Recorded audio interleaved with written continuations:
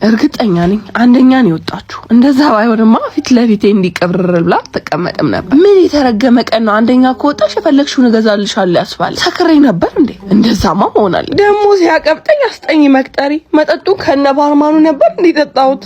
በቃ አለቀልኝ። ወሩ ሙሉ ጧት የተነሳው ካልገባ ላይ ሳትነሳ ቁርስ ላቀርብላት ደሞ እንደ ጎብስ ተማሪ መስማማቴ በስንፍና እንዴት ብታምንበት ብትስማማበት ነው አንደኛ ከወጣሽ የፈለግሽውን እገዛልሻለሁ ያለች። አሁን እንዴ ብዬ ነው 38ኛ ወጣው የምላ? ወይኔ ሰማይ የጧት እንቅልፍሽን ሸጠሽ በላሽ።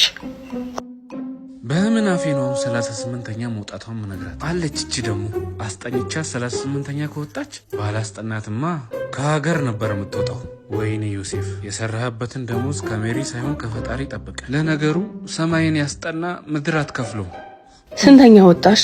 አልፍ ያለው እኮ ስንተኛ ወጣሽ አለፍሽ? ሜሪዬ ዋና ማየት ያለብሽ እኮ አቬሬጁን ነው። ጆጆ ስንተኛ ወጣ እንዳለፈች ብቻ ንገረኝ። 3.8 ነው ያመጣችሁ ማለትማ 38ኛ ነው የወጣሁት። የስ 38ኛ ከስንት ተማሪ ነው? ትምህርት ስንጀምር 80 ነበር።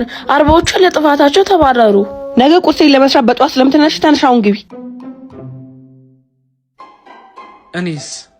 አንተ ደግሞ አንተን ራስን የሚያስጠና ጥሩ አስጠኝ ሂድና ፈልግ። ላስጠኙ ይከፍሉልኛል? ውጣ